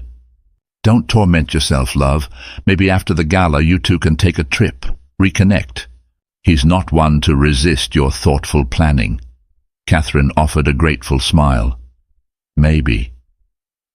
But late that night, as she lay awake, listening to the faint hum of wind against the manor's stone walls, Catherine couldn't find solace. She prayed that the upcoming Christmas celebrations would rekindle warmth in their home. She had no idea that the next few days would make her carefully orchestrated festivities seem like a fragile veneer over a marriage on the brink of collapse. The night of the Harrington Charity Gala arrived. Snow drifted lazily outside, blanketing the lawns and reflecting the warm glow of the mansion's lights. Valets guided sleek cars up the long driveway, opening doors for socialites and corporate magnates draped in designer coats. Inside the foyer, a massive evergreen tree, decorated with crystal ornaments and gold ribbons, towered over arriving guests. The soft strains of a string quartet floated through the halls. White-gloved waiters passed flutes of vintage champagne, while Chef Thomas Keller's team prepared an array of gourmet hors d'oeuvres, from lobster canapés to foie gras terrine. Catherine, in a midnight blue velvet gown, moved gracefully among the attendees. She greeted old friends from philanthropic circles, introduced new acquaintances to her board members, and flashed a welcoming smile at the cameras. She was the embodiment of poise, yet beneath her polished exterior, her nerves were frayed. Her eyes flicked constantly toward Jared, who was immersed in conversation with a group of venture capitalists. Jared looked dashing in a tailored tuxedo, though he wore a perpetually distracted expression. Occasionally, Catherine noticed him scanning the crowd, as if searching for someone. Did he look bored, or simply impatient for the night to be over so he could finalize some overseas negotiation? The air smelled of roses and pine, the quintessential holiday aroma. Catherine's sister, Hannah, who worked in public relations, was there to handle the press. She leaned in to whisper updates to Catherine about which journalists had arrived, which donors were most enthusiastic, and which big-name philanthropists might need extra attention. Celeste was present as well, wearing a shimmering emerald dress that hugged her figure in a manner that drew side glances from some of the men and a few women at the party. Catherine noticed that Celeste and Jared seemed to cross paths a bit too often throughout the evening. Their interactions were subtle, an exchange of whispers near the fireplace, a mutual laugh that seemed more conspiratorial than innocent. Catherine tried to dismiss the worry as paranoia, focusing instead on the event's success. After dinner, the guests gathered in the ballroom, where an auction would be held to raise money for a new set of international literacy programs.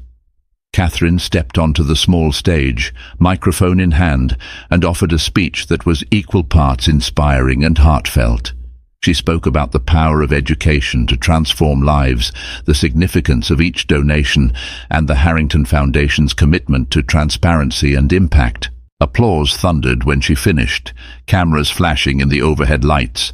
Jared joined her on stage briefly, adding a few words about how proud he was of Catherine's work.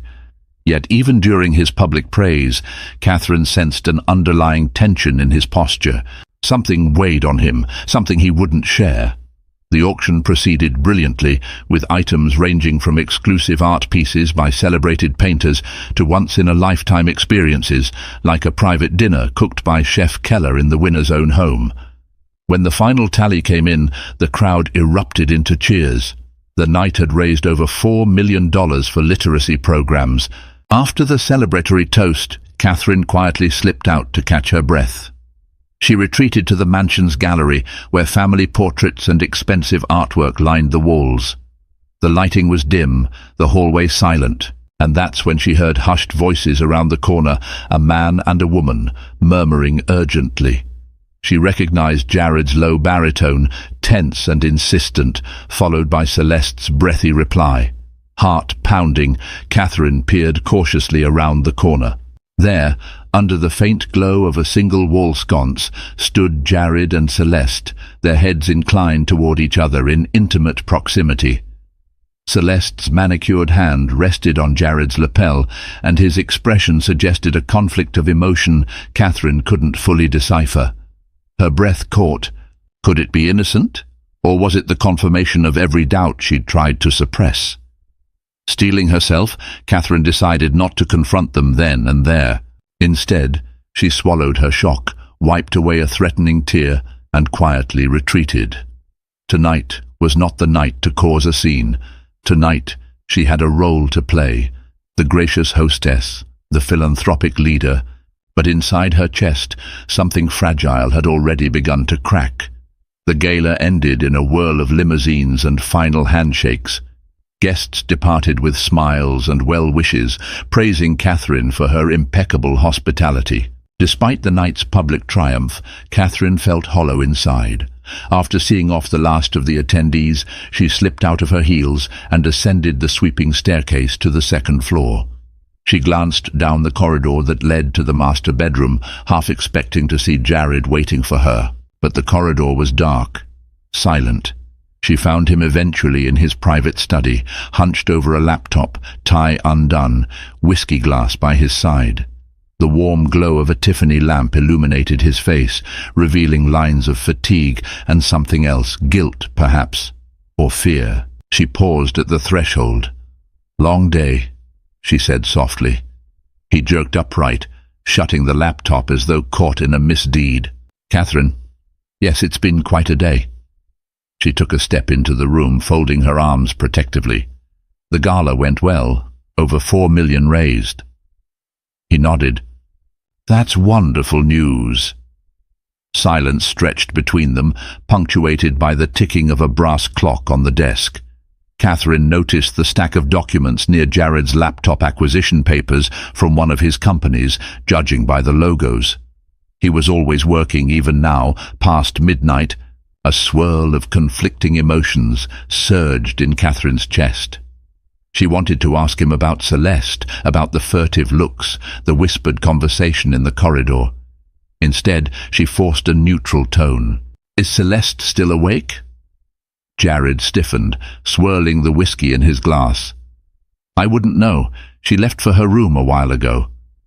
Catherine licked her lips, her composure unraveling. She could no longer hold back. "I saw you two earlier. You looked close."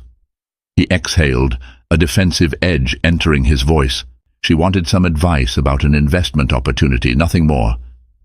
Is that really all it was? He kept his gaze averted, sipping the whiskey. The silence was answer enough. A lump formed in Catherine's throat. She needed proof. She needed to face her fear head on. Without another word, she turned on her heel and left. That night, Catherine couldn't sleep. Her mind replayed the image of Celeste's hand on Jared's chest, the intensity in his eyes. She felt as though a dark tide was rising, threatening to engulf her. In the darkest hours before dawn, she made a decision. Quietly, she slipped into Jared's study. Under normal circumstances, she would never violate his privacy, but desperation drove her. She booted up his laptop, heart pounding so hard she could barely see straight. The screen asked for a password. She tried one of the standard variations, the name of his startup plus a numeric code. It worked. His email inbox glowed on the screen, subject lines about corporate mergers and overseas expansions. But near the top, a name leapt out at her. Celeste Farnsworth. She hesitated, tears already threatening to cloud her vision, and clicked. The message thread was short but damning. Celeste had been sending Jared flirty messages, referencing secret rendezvous, including lines like, "I can't stop thinking about last weekend." In one, Jared replied that he'd be more discreet going forward, signing off with a single initial J. Catherine read the chain once, twice, her hands shaking. All her suspicions, every unspoken dread, had crystallized into a brutal fact.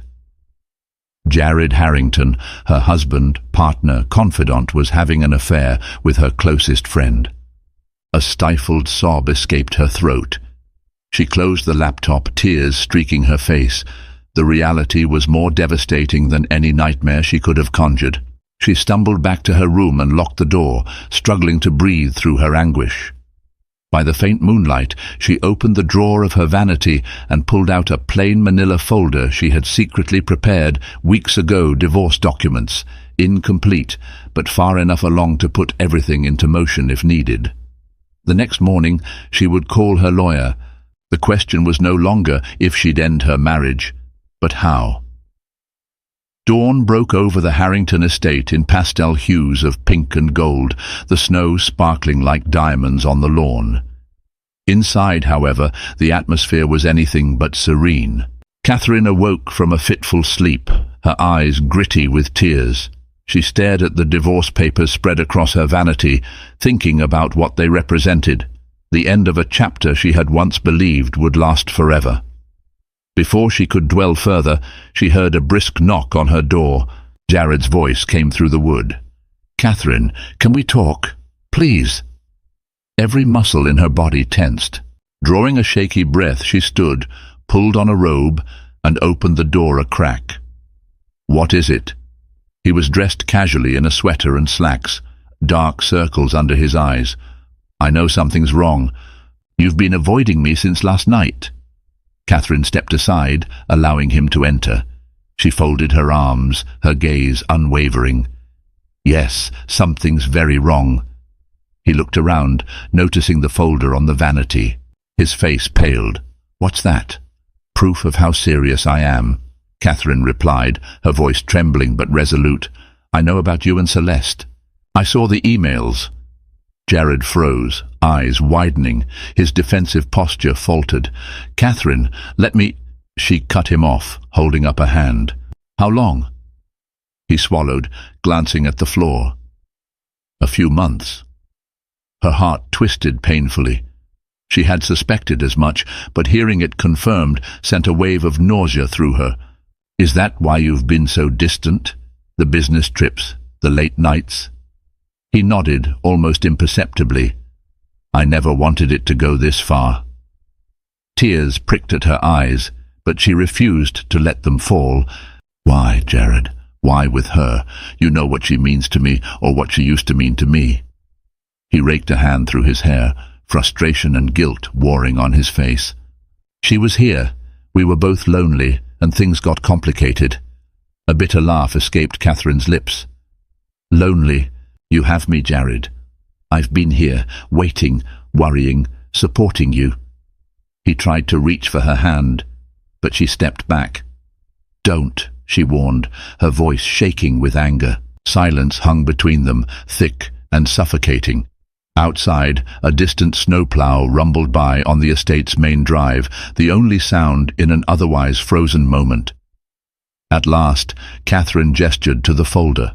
"These are divorce papers. They're not fully finalized, but they can be soon. I'm done pretending we're a happy couple." His eyes moistened with alarm. "Catherine, I can't lose you. This was a mistake, a terrible mistake, but I still love you." She shook her head slowly, tears slipping down her cheeks. "You don't betray someone you love like this." A knock on the doorframe startled them both. Celeste stood there, hair disheveled, wearing a satin dressing gown. Her expression was a mix of fear and contrition. "Catherine," she began, voice trembling, "I'm sorry. Please, let me explain." Red-hot fury flared in Catherine. "No," she snapped. "Get out of my house." Celeste's eyes brimmed with tears. "I'll pack my things, but get out." Catherine's voice cracked and she pointed to the door. Celeste turned and fled, leaving Jared and Catherine in the suffocating aftermath of shattered trust. "I'll end it with her, Catherine," Jared pleaded, tears glistening in his own eyes. "I'll do whatever it takes." She stared at him, heart pounding. "You already ended everything that mattered," she whispered. "Leave me alone. I need time." Jared lingered for a moment, as though hoping she might relent, then slowly walked out of the room. Catherine locked the door behind him and slid to the floor, hugging her knees as sobs racked her body. In that silent bedroom, the future she had once cherished lay in pieces around her. In the days following the confrontation, the mansion became an echo chamber of unspoken anguish. Celeste left that very afternoon. Catherine had one of the chauffeurs drive her to a nearby luxury hotel. By sunset, Celeste's suitcases and perfume-scented presents were gone, leaving behind only the faint memory of her betrayal.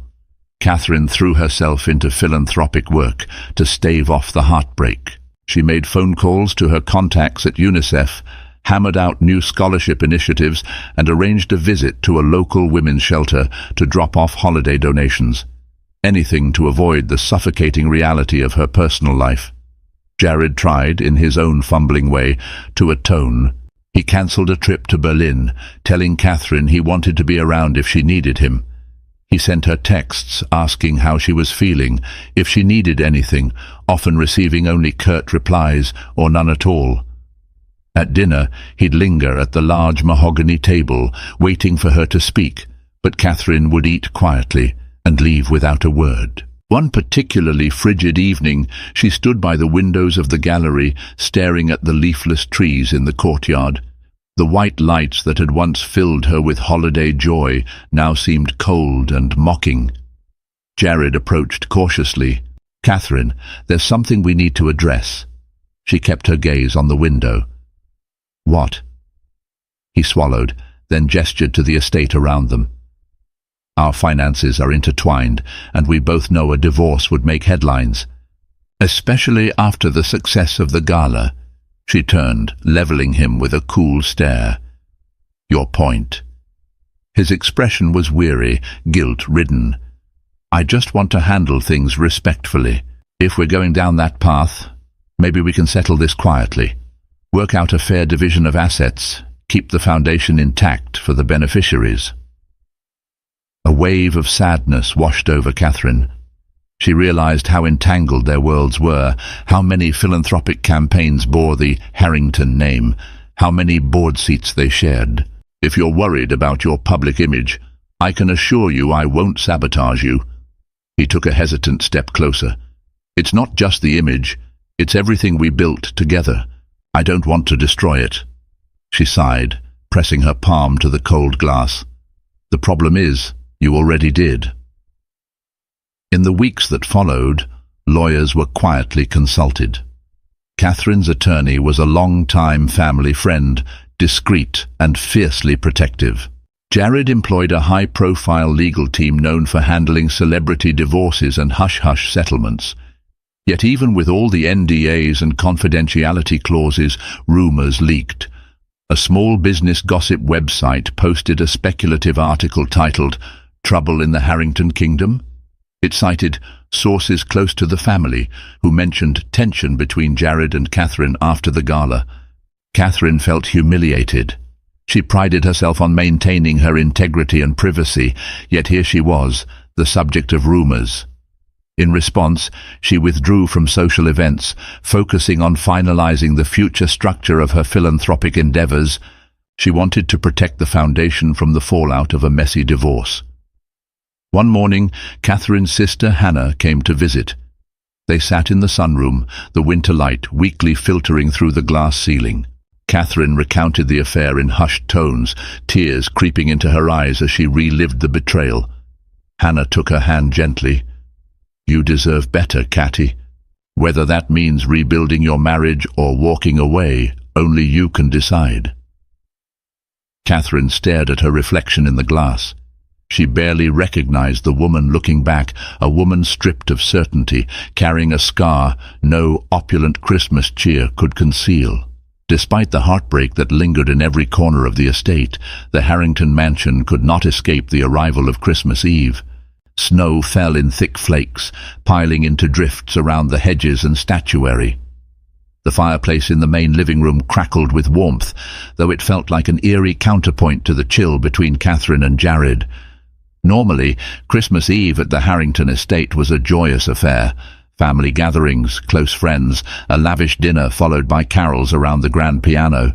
This year, Catherine cancelled the usual celebration, claiming she was still exhausted from the gala. Most staff were given the night off to spend with their own families. Only a skeleton crew remained, ensuring the mansion's basic functions continued. Catherine spent the day organizing gifts for local charities, personally labeling each package. She found fleeting solace in the act of giving. At least that part of her identity remained uncompromised. She tried to ignore the memories of past Christmas Eves, when she and Jared would wrap presents together, sipping mulled wine and stealing kisses under the mistletoe. At around 6 in the evening, she heard a soft knock on the parlor door. Jared stood there, wearing a grey sweater, looking far from the polished billionaire persona he usually projected. "Catherine," he said quietly, "will you at least sit with me for dinner? We can have something simple, no fuss." A part of her wanted to reject him outright, but another part, tired, longing for the days of normalcy, relented. She nodded and followed him to the small dining room. The staff had laid out a modest meal of roasted chicken, seasonal vegetables, and fresh bread. No centerpiece, no silver candelabras, just 2 plates and a pitcher of water. It felt unnervingly intimate. They ate mostly in silence. The tension in the air made the simple meal taste bland. The only conversation revolved around the upcoming finalization of documents to create a separate philanthropic arm for Catherine, ensuring that if the divorce went public, her projects would remain unaffected. After dinner, Jared cleared his throat. The staff put up a smaller tree in the library. "I was thinking, maybe we could open at least one present. It's still Christmas Eve." Catherine regarded him with weary eyes. "A present?" He nodded, almost shyly. "Just a small token. It might not mean much, but it's something I wanted you to have." Curiosity and old sentiment tugged at her. Against her better judgment, she followed him into the library. Indeed, a small spruce, barely 5 feet tall, stood in the corner, adorned with simple white lights and a single gold star at the top. Beneath it lay a gift-wrapped box. Jared picked it up and handed it to her, stepping back as if worried any closer movement might shatter the fragile truce. Catherine carefully unwrapped it, revealing a first-edition volume of poetry by Elizabeth Barrett Browning. Her breath caught. She'd once mentioned how much she loved Browning's sonnets in college, but never owned a first edition. She ran her fingers over the leather binding. "You remembered," she whispered, tears pressing at the corners of her eyes. He forced a small smile. "I remember everything about you, Catherine." For a moment, raw emotion flared between them, nostalgia, regret, a glimmer of what once was. Then the memory of his betrayal rushed in, severing the moment. Catherine shut the book gently, her heart pounding. "Thank you," she managed. "It's beautiful." She rose, setting the book on a side table. "I'm tired. I think I'll turn in for the night." Without waiting for a reply, she left the library. Behind her, Jared stood by the little Christmas tree, his shoulders slumped as the silent mansion echoed with their unresolved anguish. Midnight approached, and a fierce wind rattled the windows. Catherine tossed in bed, sleep impossible. Eventually she rose, wrapping herself in a thick robe. The emptiness of her bed underscored the emptiness in her soul. She wandered the hallways, passing portraits of long-deceased Harrington ancestors and ornate vases filled with winter flowers. Something drew her toward the east wing, where the solarium overlooked the snow-laden gardens. She wanted a glimpse of the moonlit landscape, perhaps a moment of clarity amid the turmoil in her heart. The solarium was a glass-walled extension with a panoramic view of the estate's grounds. As Catherine stepped inside, the moonlight illuminated the frosted panes, revealing the swirling snow outside. The hush of the night was profound, broken only by the faint whistle of wind. She approached the large double doors that opened onto a stone balcony. The cold air outside was biting, but she felt a need to step out, to feel something real and bracing against her skin. Carefully, she unlocked the doors and pushed them open. A gust of icy air rushed in, stinging her cheeks. She stepped onto the balcony, hugging her robe tight. Below, the gardens were a sea of white, statues half buried in snowdrifts. She took a shaky breath, tears welling again. Suddenly, footsteps sounded behind her. She spun, startled, and saw Jared at the threshold. He wore a heavy coat over his pajamas, concern etched into his features. "What are you doing out here?" he asked, voice tense with worry. Catherine turned away, looking back at the winter vista. "I couldn't sleep." He stepped onto the balcony, shutting the doors behind him to keep the wind from howling into the solarium. "It's freezing. You'll catch a chill." She gave a hollow laugh. "Since when do you care?" "I've always cared," he said quietly. "I know I messed up. I know I hurt you." She stared at him, her eyes swimming with tears she was too proud to release. "That's an understatement." They stood there, two lonely figures against the backdrop of a cold, moonlit sky. Snow whipped around them, swirling in turbulent gusts.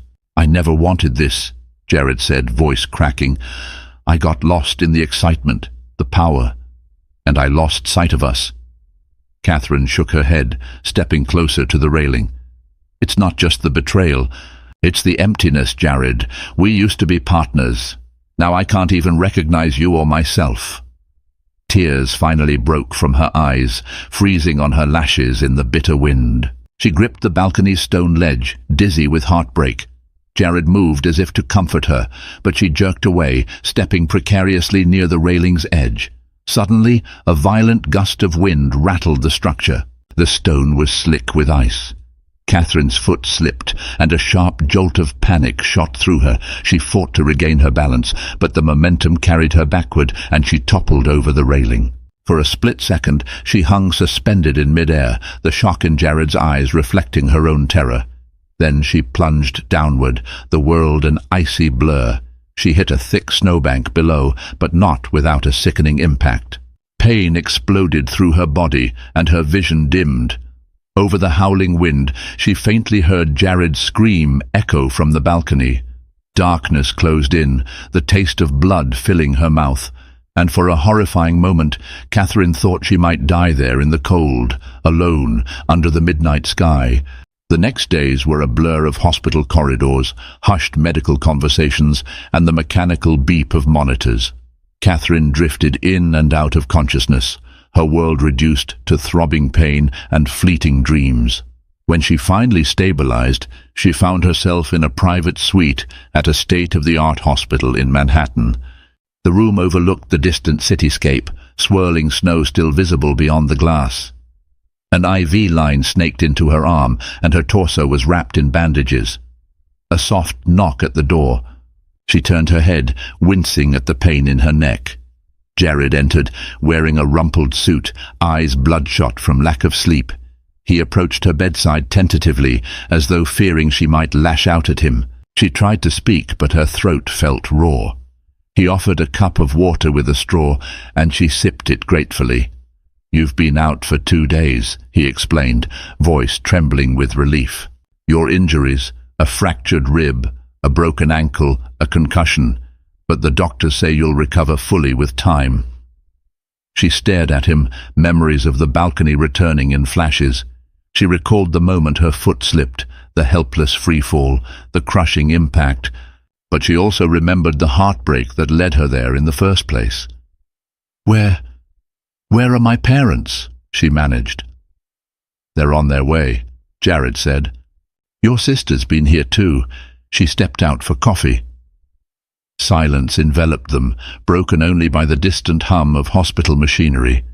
Catherine felt a swirl of conflicting emotions: gratitude for being alive, resentment that Jared was the one by her side, guilt for how everything had spiraled. Her eyes flicked to the door. "You don't have to stay." He shook his head, tears brimming. "I want to. I've barely left this room. I almost lost you, Catherine."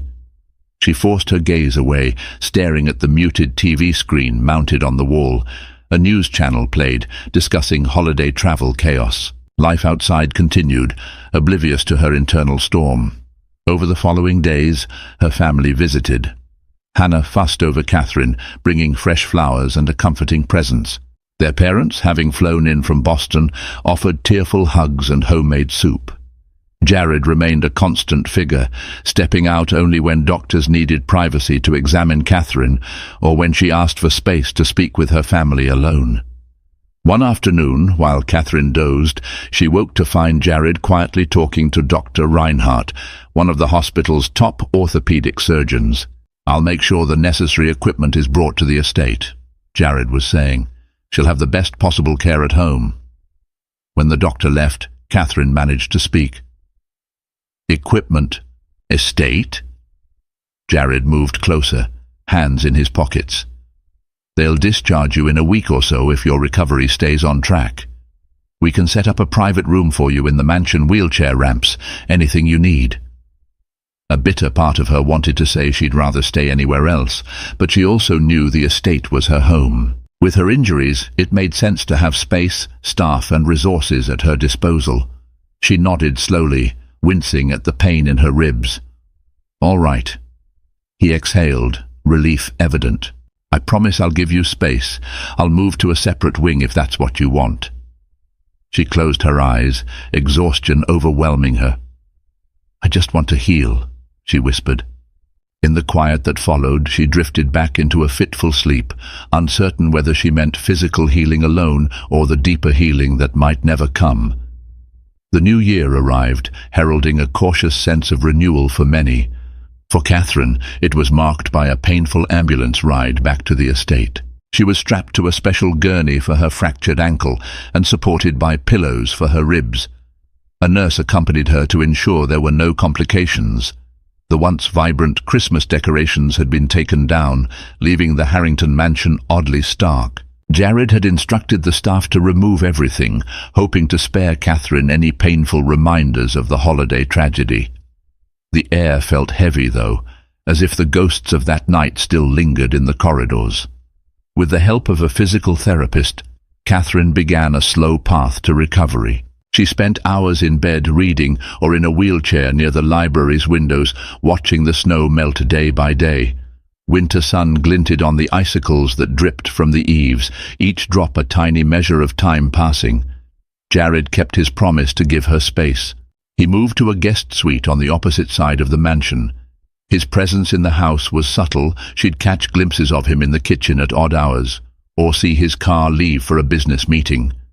Still, she heard from staff that he'd drastically cut back on travel, insisting he be nearby for Catherine's sake.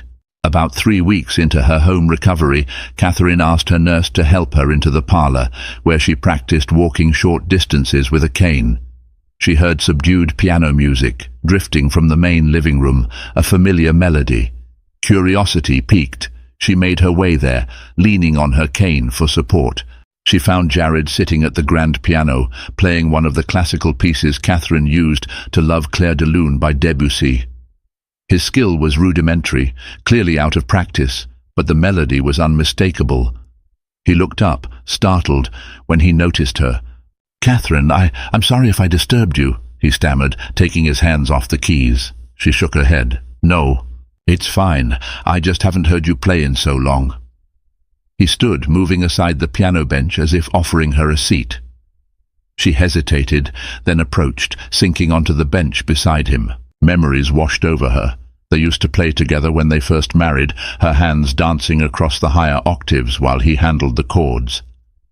They sat in a charged silence, the faint echo of Debussy still lingering in the air. Finally, Jared spoke. "How's the pain today?" She shrugged, still not meeting his eyes. Bearable. Physical therapy's tough, but I'm managing. He nodded, exhaling softly. I'm glad. A part of her wanted to ask if he was still in touch with Celeste, if he truly regretted the affair, if there was any chance they could salvage the wreckage of their marriage. Another part bristled, demanding she not show him any more vulnerability. In the end, she only said, I've been thinking about the divorce. His hands tensed on his lap. And? She stared at the piano keys, tracing them lightly with her fingers. I'm still angry. I still feel betrayed. But the truth is, I'm also confused. She turned toward him, tears pooling in her eyes. You've been here, taking care of me, cancelling trips. You seem like the man I married, and yet I can't forget what you did. His voice wavered. I'd do anything to make this right. I know I broke your trust. It kills me every day. Silence fell, interrupted only by the distant sound of a housekeeper vacuuming in another wing. At length, Catherine inhaled shakily. I'm not ready to let go completely, but I'm not ready to forgive you either. Jared nodded, swallowing. I understand. She closed the piano lid gently. My lawyer has the papers. I won't sign them yet. We'll try. Couples therapy, maybe. We'll reevaluate in 6 months. If I still can't trust you, I'll file the divorce then. Relief, gratitude, and sorrow mingled on his face. Thank you, he whispered. Thank you for giving me a chance. Their eyes met, a fragile bridge spanning the chasm of betrayal. For the first time since the accident, Catherine let herself hope just a little that perhaps something might still bloom from the frozen ground of their shattered lives. As the Hudson Valley's winter thawed into early spring, soft rains replaced the snowfall. The gardens began to wake, patches of green emerging amidst the muddy remnants of snowdrifts. Birds returned, their chirping a gentle promise of renewal. Inside the Harrington estate, Catherine continued her slow, determined recovery. She still walked with a cane, though her therapist predicted she'd be free of it by late spring. Emotionally, she felt the same tentative steps taking place. She and Jared attended weekly counseling sessions with a renowned therapist, Dr. Angela Rice, who guided them in painfully honest conversations about what they'd lost and what might be reclaimed. Celeste Farnsworth never contacted Catherine again. Word reached Catherine through a mutual acquaintance that Celeste had taken a long trip to Europe, possibly to avoid public scrutiny. Catherine tried to stop thinking about her, focusing instead on her own path forward. The philanthropic foundation remained a joint endeavor, each new project a reminder of the good they could still accomplish. Donations continued to flow, and Catherine immersed herself in overseeing the distribution of funds, ensuring transparency and impact. Jared scaled back some expansions, delegated more to trusted executives, and devoted time to introspection. There were days Catherine found Jared in the library, his head bowed over a book of poetry, wearing the same expression he once had in their early years, curiosity tempered by humility. Sometimes they'd talk about mundane things, updates on the foundation, changes to the estate's staff. On rare occasions, they'd laugh about a shared memory, yet the spectre of betrayal lingered, an unspoken caution that trust was not easily rebuilt. For Catherine, resilience became her guiding star. She learned she could be both vulnerable and strong, devastated, yet unbroken. And for Jared, humility replaced his old hubris.